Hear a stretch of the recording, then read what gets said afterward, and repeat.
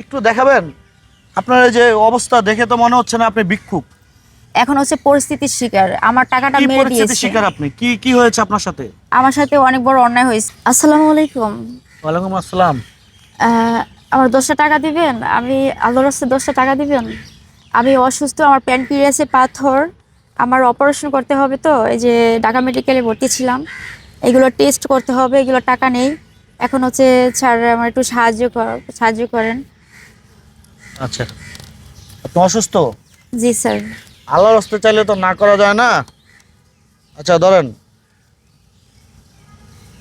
আপনার কি অসুস্থ, কি হয়েছে?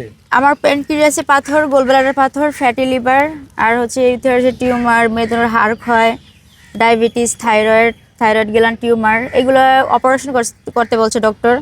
আমার প্যানক্রিয়াসে পাথর, তো বলছে এটা অপারেশন করেন মা, যদি অপারেশন না করেন তাহলে কিন্তু এক পর্যায়ে ক্যান্সারের দিকে চলে যাবে।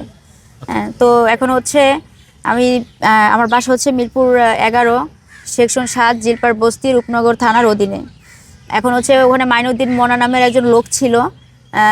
তার 3টা রুম ছিল আপনার হচ্ছে বস্তির ভিতরে।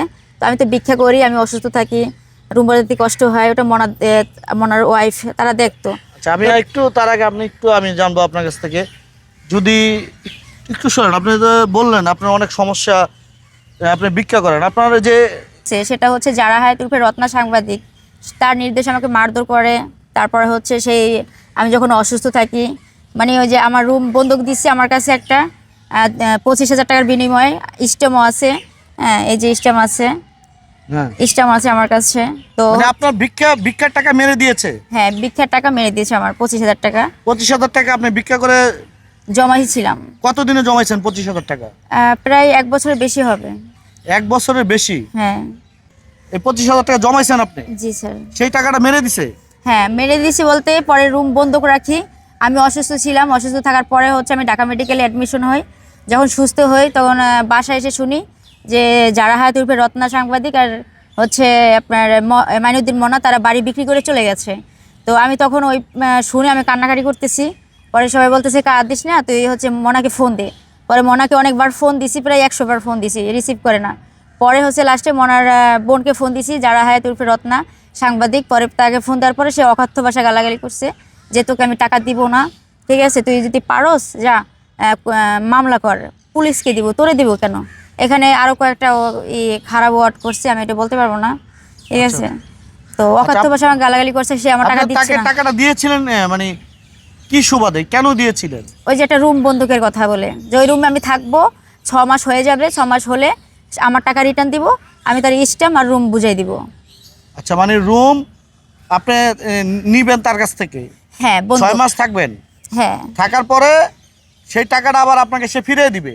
হ্যাঁ। মানে কোনটাকে রুম নিতে চেয়েছিলেন? হ্যাঁ। আচ্ছা আচ্ছা, সেই রুমটা দেয়নি কিন্তু টাকাটা মেরে দিয়েছে? দেয়নি, প্লাস ওরা হচ্ছে বাড়ি বিক্রি করে চলে গেছে, আমি জানি না। পরে যখন বাসায় আসি, আমি তো অসুস্থ ছিলাম, যখন বাসায় আসি তখন শুনতে পাই যারা হায়াত উর্ফে রত্না সাংবাদিক আর হচ্ছে মাইনুদ্দিন মোনা, তারা হচ্ছে বাড়ি বিক্রি করে চলে গেছে।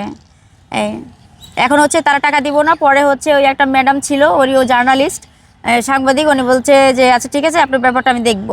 পরে মানববন্ধন করেছি প্রেস ক্লাবের। তারপরে হচ্ছে আপনার রূপনগর থানায়। আপনার কথাবার্তা, আচার ব্যবহারে তো মনে হচ্ছে না আপনি ভিক্ষুক। আপনি কি লেখাপড়া করতে পেরেছেন?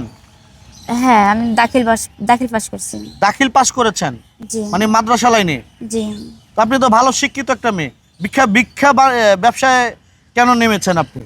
পরিস্থিতির শিকার স্যার। আমার ভিক্ষা করার একটা কথা কি, যে মানুষের কাছে হাত পাতে এটা খুবই লজ্জার ব্যাপার। সে তো বলছে যে তোমরা ভিক্ষা করো না, ঠিক আছে, তোমার হাত নাই পা নাই, তোমার হাত আছে পা আছে, তুমি কর্ম করে খাও। ওই যে এক কাঠুরিয়া ছিল, সে হচ্ছে তার একটা কুড়াল ছিল, পরে হচ্ছে ওই যে কাটার জন্য, পরে তুমি ভিক্ষা না করে তারপরে একটা কুড়াল দিল নবী, এটা আরও হিস্টোরি আছে। তো কুড়াল দিল, বলছে তুমি কাঠ কেটে খাও, তাও তুমি ভিক্ষা করো না। জানি না ওইটা সত্যি কথা বলতে কি, আমি বলি আমার ভিক্ষা করার জন্য কোনো ইন্টারেস্ট নাই। এখন সত্যি আমি অপারেশনটা করলে ইনশাআল্লাহ আমি ওই যে 5 সিগারেট আছে যেগুলো, ওইগুলো বিক্রি করবো বসে। তারপরে হচ্ছে যদি চোখটা ভালো হয়, তারপর নাকটা অপারেশন করব, নাকটা ঠিক করে তারপরে ইনশাআল্লাহ প্যানক্রিয়াসে পাথরি অপারেশন করার পরে আমি চাকরি করব ইনশাআল্লাহ। আর আপনার টাকাটা যিনি মেরে দিয়েছে, টাকাটা যেন ফেরত দেয়। জি স্যার, যাতে ওই যে আপনার করার পরে দিচ্ছে টাকা, ওই যে সে নেতা নেত্রীদের খাওয়াচ্ছে টাকা, পুলিশকে টাকা খাওয়াচ্ছে, তাও আমাকে দিব না। এই স্যারকে তো আমি ভিডিওগুলো হোয়াটসঅ্যাপে পাঠিয়ে দিচ্ছি গতকালকে।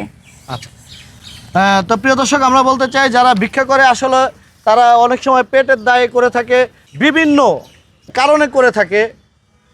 ভিক্ষা কিন্তু সহজে কেউ হাত পা, আমি আমার মতো ছেলে আপনার কাছে আমি বলতে পারবো না যে ভাই আমাকে 10টা টাকা দেন, এটা আমি বলতে পারবো না, আমার বিবেকে বাধা দিবে।